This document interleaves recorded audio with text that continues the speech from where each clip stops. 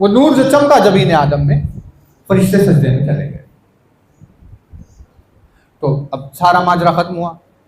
आदम को बाद में ख्वाहिश हुई, परवरदिगार फरिश्तों ने तो नूर को देख लिया, लेकिन मैंने वो नूर नहीं देखा। तो कहा फिक्र न करो आदम, हम उन नूरों को ऐसे तुम्हारे सामने रखेंगे कि तुम उनका जब चाहो दीदार कर सको।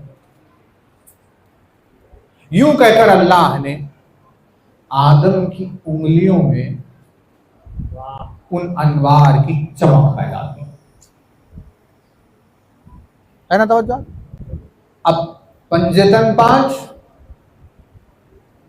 उंगलियां 5। इस उंगली में मुख्तसर सा नूरे सैयदा का जलवा हुआ, खिंसर। बिनसर में मुख्तसर सा नूरे हसन मुस्तफा का जलवा हुआ, वुस्ता में मुख्तसर सा नूरे मौलाए कायनात का जलवा हुआ, और मुस्बहा में मुख्तसर सा रसूल अकरम के नूर का जलवा हुआ। यूं सिरे उनकी उंगलियों के चमकने लगे, 4 उंगलियों में 4 नूर आए। ये रह गया था इब्हाम, इसमें मुख्तसर सा नूर हुसैन का जलवा हुआ। यूं जब आदम देखने लगे तो उन्हें दीदारे नूरे पंजतन अपनी उंगलियों में होने लगा, और उन्हीं नूर की निस्बतों के एतबार से उंगलियां मंसूब हो गई। भाई तवज्जो है, ये अंगूठा मंसूब हो गया हुसैन से, ये उंगली मंसूब हो गई, जुड़ गई रसूल अकरम से, ये उंगली मौला अली से, ये इमाम हसन से, ये शहजादी कौनैन। यूं उंगलियों की निस्बतें बढ़ गई। अब जितने यानी आदम से लेकर आज तक उंगलियों के सुनवान के आरिफीन गुजरे हैं, वो इस तरतीब को पहचान चुके कि भाई ये उंगलियों में ये कहते हैं। ये कोई इत्तेफाक नहीं है, इसके पीछे बहुत सारे वजूहात हैं। हम आपकी खिदमत में 2 आज रखते हैं। ये उंगली है ना तवज्जो, रुतबे में, अजमत और मरातिब में सब बराबर, लेकिन इनकी पोजीशनिंग रखी गई, इन्हें ऐसा रखा गया उनके अपने अफ़आल के एतबार से। तो यूं रखेंगे अगर आप, तो एक ये और ये 2 उंगलियां बाजू होती हैं,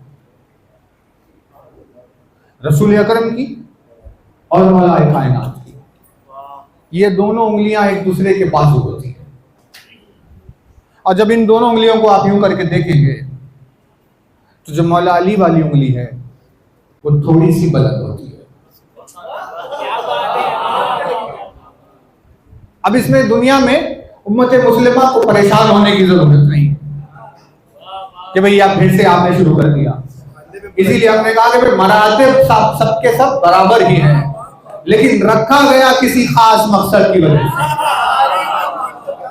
का वो इसीलिए क्योंकि जब भी तुम अपने हाथ को सामने यूं करके देख रहे हो और उंगलियां तुम्हें यूं पहलू में एक दूसरे के बाजू नजर आ जाए, तो तुम्हें गदीर का मैदान याद आ जाए,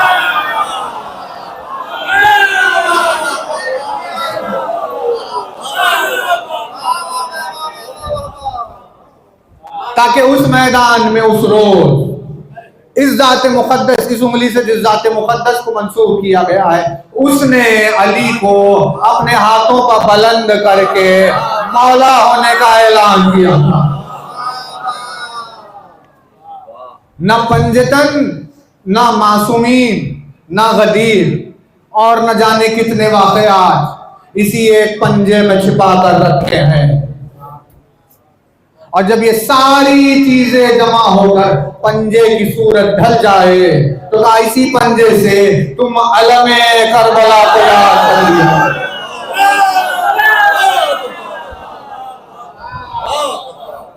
भाई देखिए, मजलिस तमाम कर रहे हैं इस एक बात पर। अब ये चारों हैं, ये 5 है, पंजा बन गया। हालांकि सब मरातिब में एक है, लेकिन एक मखसूस मकाम इब्हाम को मिला है। ये वो है जो चारों का मददगार है।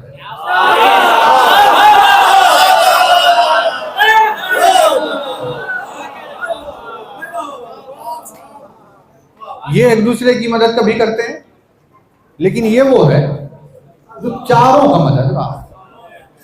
और ये ना हो अगर, तो ये 4 काम करने में, जो काम सारे होते हैं पंजे से, वो हो नहीं पाते अगर ये एक ना होगा, है ना तवज्जो।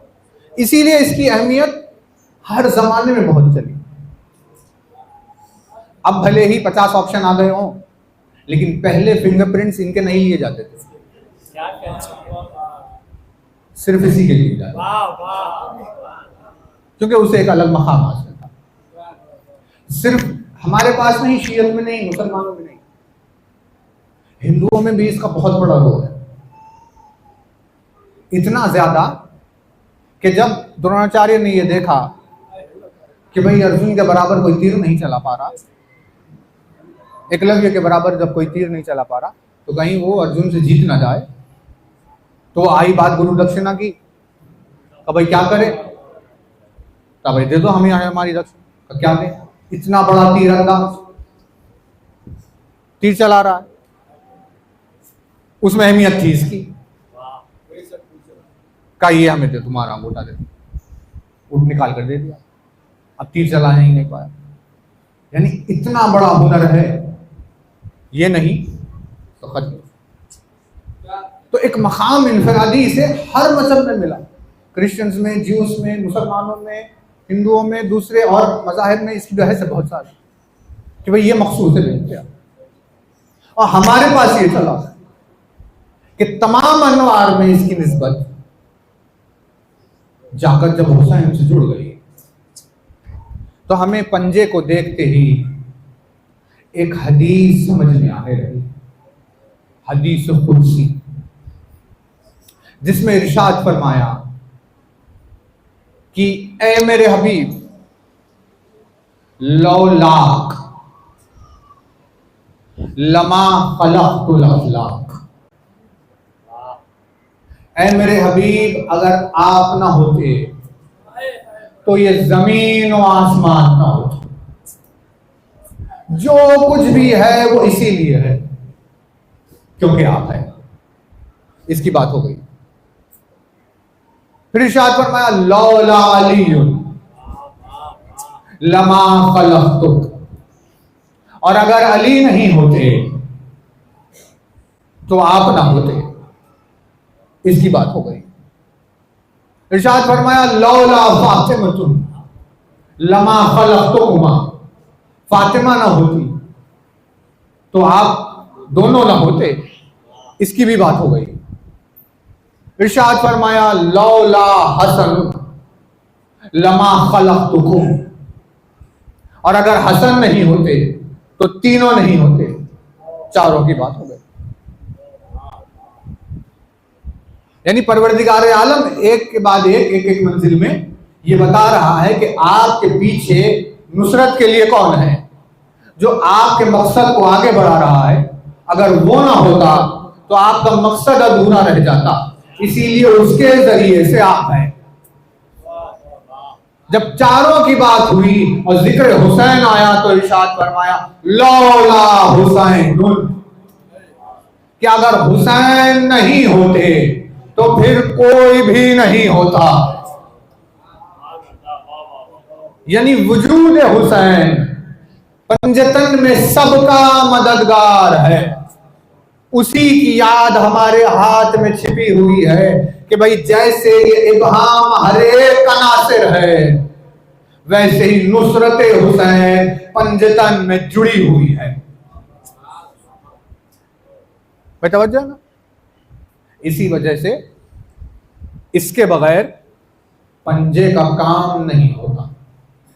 जुमले आए ज़ियारात में अस्सलामु अलैकुम या वारिसा आदम सहबत, वारिस आदम पर सलाम, वारिस अंबिया पर सलाम, वारिस रसूल पर सलाम, वारिस अली पर सलाम, वारिस सैयदा पर, वारिस हसन पर सलाम।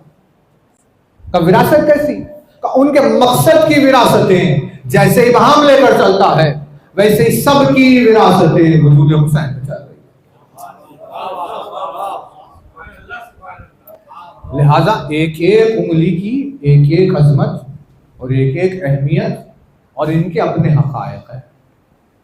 और ये उन्वान आपकी खिदमत में क्यों चुना गया, ये इंशाअल्लाह आते आते मजालिस में वाज़ेह हो जाएगा। लेकिन बहुत बड़ा रुतबा है एक पंजे का, ऐसे ही अलम का निशान नहीं हुआ। बहुत बड़ा मकाम है उंगलियों का, ऐसे ही इन्हें मिलाकर यद नहीं कहा गया। जाहिर सी बात है मातमदारों के लिए तो उनकी जान से बड़ी अजमत, उनकी जान से बड़ी नेमत उनका हाथ होता है। पूरी दुनिया में जब सीने पर हमला होता है तो हाथ बीच में आता है, लेकिन अज़ादार ही एक अकेला वजूद है ऐसा जो हाथ की खातिर सीने को कुर्बान करने पर तैयार हो जाता है।